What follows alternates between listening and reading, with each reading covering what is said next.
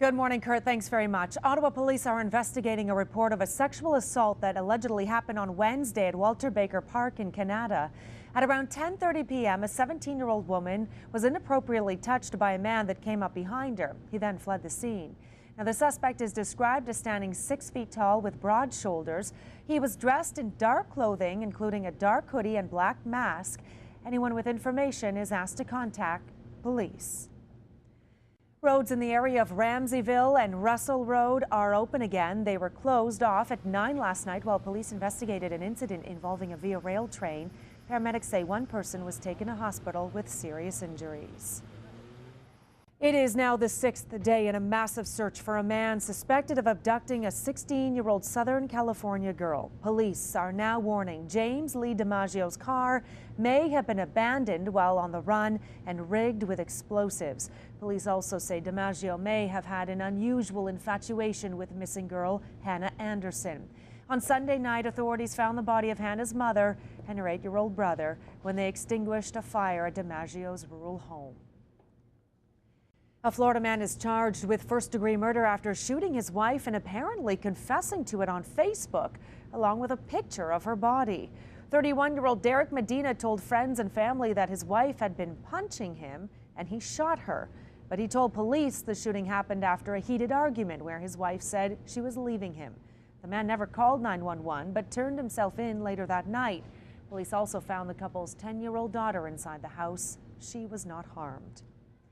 There's troubling new details emerging from Kenya related to the massive fire that devastated part of the Nairobi airport on Wednesday.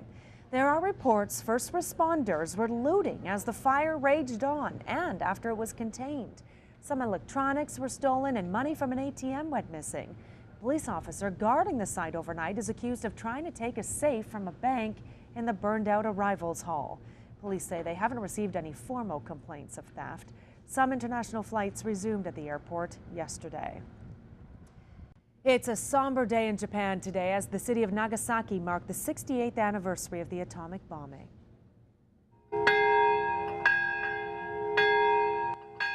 As in past years, a bell rang out in a prayer for peace.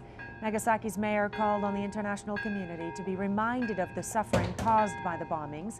In August of 1945, nearing the end of the Second World War, the United States dropped 2 atomic bombs on Japan. The first on Hiroshima, killing 140,000 people, and 3 days later, the Nagasaki bomb killed another 70,000. The attacks prompted Japan to surrender. Creditor protection in Canada has been granted to the rail company at the center of the deadly derailment in Lac-Mégantic, Quebec. Montreal, Maine and Atlantic is facing hundreds of millions of dollars in lawsuits and cleanup costs linked to the disaster. The July 6th derailment and explosion killed 47 people and destroyed much of the town. And cable companies will not be required to carry the Sun News network. The CRTC says the network does not meet the criteria required for mandatory distribution.